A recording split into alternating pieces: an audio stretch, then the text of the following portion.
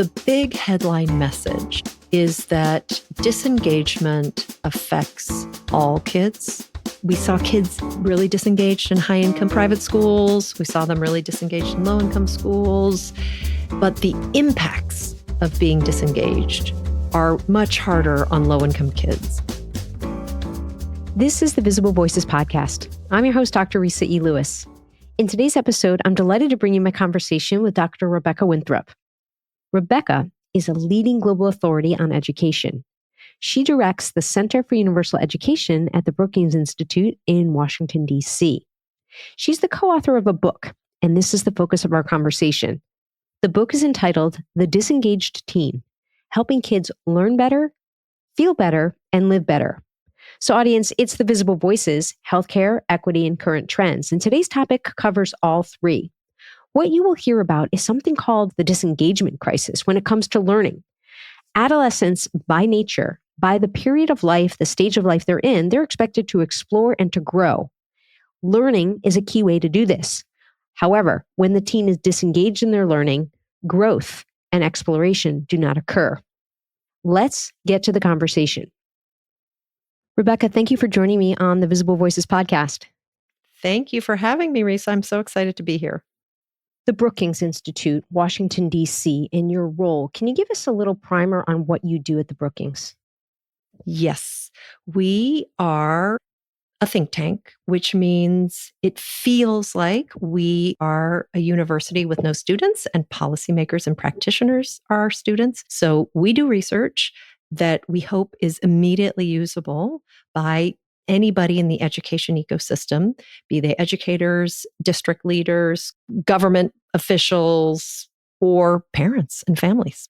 That has been the focus of my life over the last 15 years. And we are really focused in the US and across other countries, about 40 other countries we work in transforming education systems so that young people can develop the full set of competencies and skills they need to thrive in today's world, which includes a world of generative AI.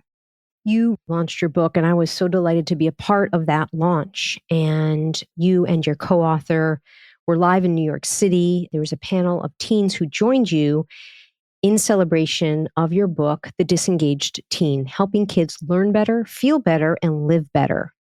And really, this is about engagement. And you are a researcher, you are a policy maker, you are a writer of said policies. When did engagement come on your radar? Engagement showed up on my radar through a personal experience. I had been researching the overlooked but highly powerful role of parents and families for the last 7 years, and we have a global network of fostering better partnership between families and schools. But then in COVID, I realized that it was very hard for me to tell which of my kids were actually deeply engaged in their learning and really interested in doing the hard work to learn well. I thought my older son was going to have no problem in COVID because he was bringing home great grades and he was happy to go to school. I learned out he was actually just motivated to get the grades, the performance, not the process of learning. And he was happy to go to school to see his friends. So when school went pass fail and they started learning at home, he told me, "Mom, if it's not counted, it doesn't matter." And he lost all motivation and really did not participate. It was extremely frustrating and hard for him, for me, for everybody. And my little one, I thought I was going to have to invest a lot more time with because he had just been diagnosed with dyslexia prior to COVID and ADHD and was really struggling in school. And I thought he was unmotivated. He had internalized this vision of himself that he wasn't smart and he was no longer really trying at school, but actually freed from the environment of having to keep up with his peers, I realized he was totally motivated to learn. And he was totally engaged. He caught up 2 grade levels in reading. And I thought, if I can't tell which of my kids are deeply engaged in learning, knowing how important engagement is, which is the process of learning under the surface below the grades, then how is any other parent going to be able to tell? So I went in search of my co-author, Jenny Anderson, who's an incredible journalist and storyteller. And I knew stories had to be part of this book to help parents. So this is personal. And when I read the book, I wondered the extent to which this book is a book to yourself and a book for yourself. I'm going to give something analogous in medicine. When physicians make an error, make a misdiagnosis, have a patient case not go well, or even one go really, really well, and they learn something, they want to write about it, they want to research it, they want to share the message with the world. And I thought this was perhaps something analogous. I think that's absolutely correct in terms of my motivation. I also have a social change orientation. That's what we do at Brookings. That's why I'm at Brookings, because I felt that actually a research university, even one step removed, I really am motivated to try to help change things now and help people who are in the trenches make the right policies, help roll out the right interventions, et cetera. So I think I was also very motivated to help families figure out what they could do today to support their kids to learn well. And when we say learn well, it means not just perform, but actually deeply engage in their learning. How are you different having written this book? Well, I definitely parent differently. And I think I'm much more interested in modeling for my kids my own learning process. That's how I think I've most radically changed. For readers who have not yet picked up the book, how is it designed? What will they find when they open its cover? The book has 3 parts. The first is the disengagement crisis. It is actually a crisis, not because levels of disengagement have radically changed over the last couple decades, but the cost of being disengaged is much higher now, today, because you can no longer just coast through school and get the skills you need to thrive. The second section is the 4 modes of engagement. How can you see engagement? Grades only tell half of the story. So we had to develop a new framework for parents and teachers to really see what engagement looks like. And then the last part of the book is the engagement toolkit, which is what you can do about kids who are disengaged. Disengagement, to be clear, didn't start with COVID. It didn't start with smartphones and technology. Disengagement has been going on for at least a decade. So this concept of the disengagement crisis I thought was interesting, and particularly in section 2 of your book where you talk about the different modes, which are dynamic. They're not absolute, and they vary based on the subject, they're based on the kid, they're based on the time. There's resistor, explorer, passenger, also called coaster, and achiever, these different modes. And I wanted to start by asking you, what mode do you think you were in your teen years?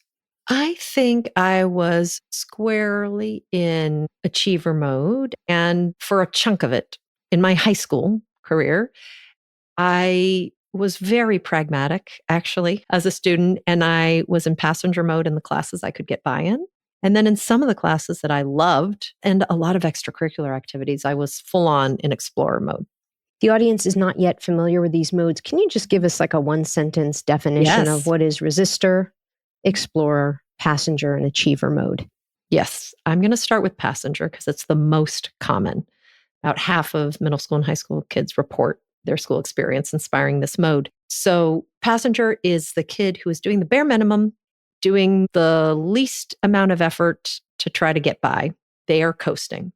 Achiever mode is the second most common, and it's the kids who are putting in a ton of effort, care greatly about their performance, and trying to collect gold stars for every hoop that's put in front of them.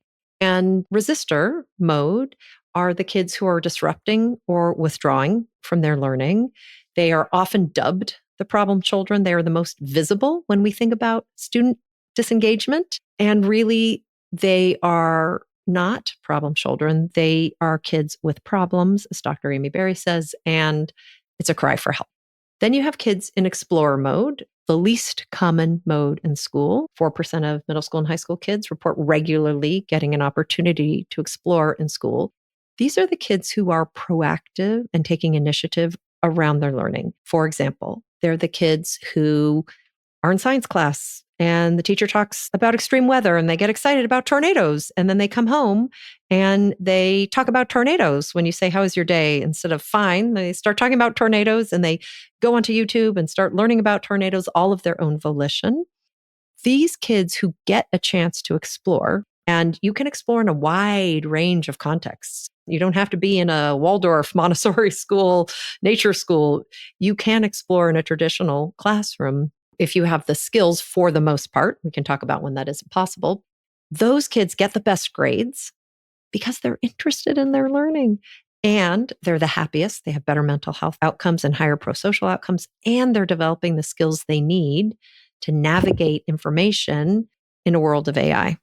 So I want to push back a little bit on these concepts. So I'll self-describe when I was in high school, actually through all my age, sort of, we'll say kindergarten through 12, definitely achiever mode, definitely. Wanted to get A pluses, not A's, wanted to get the stars, all those things.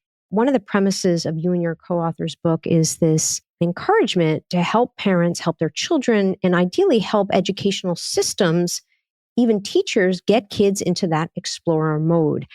How realistic is that? Like, how realistic is that if the kid's goal is to get to a certain college or a certain place? I will say in the room in New York City, it felt like there was a certain sector of parents that were there that are the parents that want their kids to go to top tier colleges. And they're trying to figure out how to make sure their kids don't have a mental health crisis. Right. And also just get their kids to college. Because to be clear, once I got to college, complete explorer mode, right? Complete explorer mode. And that kind of is the way our system, our education system is built. You have put your finger on the exact problem that most parents face, as you do often, Resa, which is what we call the Achiever Conundrum, which is we want our kids to achieve, and there's nothing wrong with that. We are all for striving for excellence and high expectations. That is a good thing. Parents should have this for their kids, as should educators. The problem is when you tip into unhappy achiever mode. And that is when you stop striving for excellence and they start striving for perfection, which is impossible. And they become incredibly fragile learners.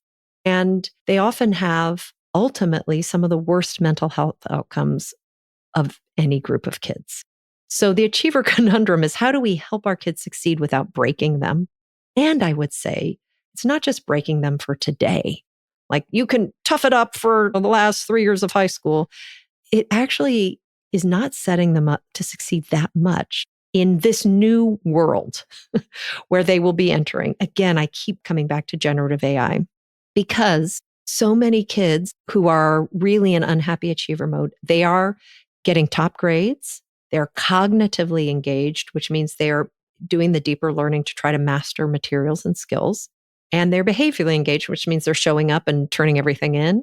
But they are not emotionally engaged, which means they're not interested in what they're learning. They don't necessarily feel a great sense of connection to their community or to the school. They don't necessarily enjoy their life. They feel stuck. And when kids are in this unhappy achiever mode, they matriculate into college at high rates, 80% of kids. This comes out of a very large longitudinal study in the US. But by the second year of college, so many of them drop out, 50% of them. And that's the same rate of kids who are in resistor mode. Mm. So we need to really watch out for unhappy achiever mode. And I did think that these are the kids that perhaps once they get to college, they kind of fall apart potentially. If they've been that unhappy or they've gotten to wherever they were supposed to get, and all of a sudden they're just beside themselves. Well, part of the reason for that is they're burned out when they arrive. So there's that. But a deeper reason is they are never given the space, the sanction, even the support to self-reflect on who they are and where they want to go outside of what the system is telling them. And when you get to college, no one is telling you what to do. Right. You have to figure it out for yourself. We had this incredible story of this woman, Amina, who, was classic top achiever and melted down. She got into a bunch of Ivy Leagues. To your point, you do get into Ivy Leagues is a way, and was about to drop out, took a gap year because she struggled in school and had never failed at anything before. And she said, gosh, I wish in high school I had failure therapy, is what she called it. Like literally, I wish I'd had opportunities to fail, pick myself up, try again. She said, I kept using the same strategies I'd used in high school and none of it was working. And I thought, if I'm struggling and not getting great grades, because of course at universities, everybody is smart, the material's harder. She used these words that shook my self-confidence to the core. I thought, I'm not who I think I am. I'm not smart. The other piece she said is, I had never learned to ask for help. And so she hid it. And she hid it from her parents. She hid it from her friends. She hid from her college professors who kind of chased her down. Where the heck are you? You know, what's going on? Do you need help? Because she thought admitting you need help is a sign of weakness. I know that you and your co-author did a lot of research for this book, surveys of parents, surveys of kids, surveys outside the country even.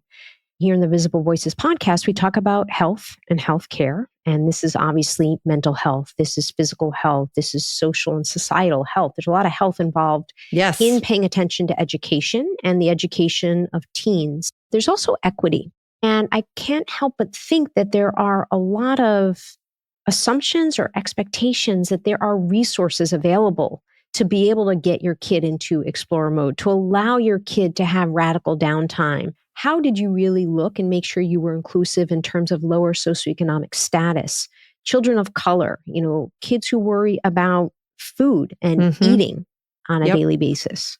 So our research was broad, and a lot of it was based on the Brookings research that I did with my team and colleagues at Brookings. And we partnered with a nonprofit for pieces of it called Transcend. And that was a survey of students and parents that was nationally representative. So looked across the socioeconomic spectrum, looked across age and race. And we also did qualitative research where we talked about 100 kids, and some of them we followed over multiple years. They were very, very diverse socioeconomically, by race, by location, urban, rural, across 15 states in the US and some in the UK. So we were really trying to look deeply across all kids. And the big headline message is that disengagement affects all kids. We saw kids really disengaged in high income private schools. We saw them really disengaged in low income schools. But the impacts of being disengaged are much harder on low income kids because middle class, upper middle class kids get second chances through parental intervention largely, or through school systems that have more rich supports, whether it be tutors, whether it be more enrichment opportunities and extracurricular around interests that can bring kids back, whether it can be moving schools, which is not an option for many kids. But the good news is the other thing that we found, and part of the reasons that I have been so focused on the role of parents as overlooked missing piece in education system transformation, is that we also found that relational health, which is open to any parent, regardless of income, how connected you are with your child has to do with your conversations, spending a little bit of time together, listening and hearing and exchanging. It's just that connection between it can be a caregiver, it can be a granny, it can be an auntie, it could be a parent, is 12 times more predictive of flourishing than a lot of other things. And, kids who have adverse childhood experiences, and you would know on this podcast because you care about this, but have strong relational health, do much better in terms of flourishing, which includes student engagement, than kids who don't have any adverse childhood experiences and have very limited relational health. This concept of connectivity, and the other end of it is radical downtime. This came up at the launch conversation about the importance of radical downtime. And I'll actually call it by another name, which is deliberate rest. I, in my professional life, realized the importance of deliberate rest. The more I had some deliberate downtime, be that socializing, going for dinner, going for a movie, reading a book for pleasure, the more when I came back to my work, I was really much better at my deliberate practice and focused. So can you speak to the importance of radical downtime and engagement? Radical downtime is this concept that, as you said, people need, including children, time when they are not navigating and being the air traffic control for a bunch of inputs, whether it be instructors, teachers, coaches, parents, telling them what to do, how to do stuff, or social media. That's a lot of input stream. So you cannot have radical downtime if you're scrolling on TikTok. That's a different type of blowing off steam. Radical downtime is going for a walk, is hanging out in your room, chilling on a couch. And it is actually essential for creativity. It is what enables mind wandering as well as rejuvenation and rest and recuperation. And as we get into a world where it's no longer good enough to be an excellent follower of instructions, which is what achiever mode kids are really good at, but a world where a lot of stuff can be developed through generative AI, our role is going to be the creative thinking to figure out how to use Gen AI and all these other tools to solve the problems we care about. I noted when the teens noted what their radical downtime was, what it looked like, it was often working with hands, be it woodworking, piano, baking, or creating otherwise in the kitchen. What would you say is the relationship between nagging and engagement? This is a favorite of ours because there's an incredible study that really shows we parents, even though we often nag because we care, are doing the wrong thing when we nag. There's a study where teens are run through fMRI machines, scanning their brains and listening to 3 different recordings. One is positive, one is neutral, and one is negative of mothers' voices. It's their mother's voice. And the negative is the mother saying, one thing that bothers me about you is. And the problem solving part of the teen's brain shuts down when it hears that. So literally, when we are nagging our kids to do something, it increases the stress emotion related to that task, which actually makes procrastination worse. And it shuts down the problem solving part of the brain, which they need to do the task we're nagging them to do in the first place. So we have to find different ways of supporting them to do what they should be doing than nagging. Nagging doesn't work. I have nagged much less now too after writing this book. It's a fine line. I had guests on the podcast that talked about the importance that when you have teens, you actually need to repeat things a lot. So it's a spectrum of what is nagging and what is just repeating. Right. And I think that for this work, when you're looking at student engagement, which is helping kids develop motivation around their learning so that they do it and develop the skills to be able to be the authors of their own learning life, really, instead of, do you have homework? Did you do it? Do you have homework? Yes. What's your plan for getting this homework done? I don't know. Well, maybe take a couple minutes to think about it. How much do you have? Are you going to finish half of it before dinner? Are you going to finish half of it before your shower at night? Whatever the plan is. And then you could repeat a couple of times. Kids are different. So if you have neurodivergent kids, there might be a little more guidance. But at the end of the day, if kids, make their plan and they don't do it, you've got to let them reap the implications. I want to just do a sidebar about quitting. Your son shared a story about wanting to quit piano, and you didn't let him. I had things in my childhood and in my adolescence that I wanted to quit. I also came from a household where my mother didn't let me quit things, even though I knew I really, really, really, really did not want to do it. Girl Scouts. I really wanted to quit Girl Scouts. I wasn't allowed to quit. And so I actually went into high speed, full throttle achiever mode. And I decided I was going to fill my sash with badges. I literally just kept fulfilling all the criteria to get more and more badges. That's, if I have to do this, this is what I'm going to do. I'm going to be the best at it. Screw it. Right. Exactly. But this sort of attitude towards quitting, you did not let your son quit piano. And you said because you knew that actually it was some of that radical downtime for him. He was actually good at it and he enjoyed it. How did you know to not let him quit? We've had long debates with my co-author and I about this and really looked at this because this is a hard one. And the rule of thumb is kids need to pursue their interests. That is actually maybe if we leave you nothing as a parent, kids through their interests, it's the canvas upon which they develop their exploring skills. Explore skill development, agency development. It doesn't really matter if it's crocheting or Model UN or piano or skateboarding. honestly, as long as they're not hurting themselves or other people. So we have sort of a set of guiding principles. Let your kid pursue their interest as long as it's not hurting themselves and others. Piano wasn't hurting themselves or others. Make sure it's their interest. My son loved music. He loved piano from the day he was an itty bitty little one. I mean, I stuck him in the baby music class because he was, he had a little tiny itty bitty toy keyboard. He would spend hours on that thing. And so it was his interest and he loved it. And he was so excited. He asked to take piano lessons. I wasn't, because I actually had been forced to take piano lessons because my sister I now realized after having children, I was like, Mom, I know why you had me take piano, because my sister was musical and we got dropped off at the same time and my mom needed us both out of the house. She needed some downtime. So I now respect that as a mother, as a reason. But as a kid, I was like, I hate this and I'm not very good at it. And my sister was great. He loved it. So it was clear it's his interest.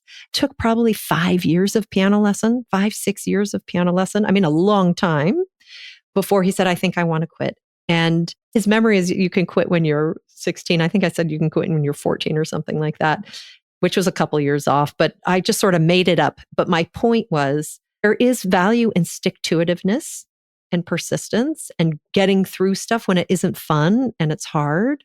And if he really had probably, for 2 years, just like, this is horrible, and there was something going on that he didn't like, I would have, of course, let him switch to something else. But it was probably 3 months of, he didn't want to practice. Right. But after he got over that hump, he has loved it. And it is a source of great joy for him, the piano. He uses it as downtime and he does it of his own volition all the time. So that question of when to quit is an important one. In the emergency department, when teens would come in with Mom, I would always ask Mom, what do you think is going on? Because in my experience, women partners and moms almost always know. And so circling back to how we started with maybe you didn't quite recognize or know what was going on with your teens during COVID, at the end of the day, moms do often know. Rebecca, I want to end by asking you, when did you realize you had your education voice? I'm not sure that I feel I have ever been arrived at a education voice. And part of that experience is that I'm very, very lucky to be able to have a career where I can constantly evolve and look at different topics. So I feel like my education voice is always evolving as I learn more. The Resa wrap up. 3 take-home points for you, audience. The first is, what mode is your teen in? Now, remember, the mode can differ based on the subject, based on what's going on in their lives. Rebecca and her co-author posit, I want to use the word right there, posit, that teens should ideally be in explorer mode. Now, many may be in achiever mode. The danger is when they get into unhappy achiever mode, because a teen that is in unhappy achiever mode, who ultimately perhaps gets to that college or gets to that goal, may eventually burn out and drop out. So be wary of that. Take-home point 2 is quitting. Now, Rebecca shared that she did not let her son quit piano. And I think as a parent, as a mom, you know when you know. If this is something that brings your child joy, if this is something that your child chose, then you really need to explore why they may want to quit. It may just be about encouraging them to hold on a little while longer until that joy returns, it comes full circle, and there's no need to quit. Finally, one of my favorites is radical downtime, or with something I call deliberate rest. We all need it. Children need it, teens need it, adults need it. This is not scrolling on the phone. This is actually taking a walk in nature. This is, as the panel of teens shared, working with your hands, whether it's playing the piano, baking and kneading bread, doing woodworking with your grandmother. All of these things are actually working with your hands, unrelated to your job, unrelated to school. This hand-brain neural connection, it's been proven scientifically. It brings us peace, it helps us relax, and it's something that helps restore us so when we go back to our deliberate practice, we are much more focused and are able to have more joy. That's all I have for you this week, audience. See you next time.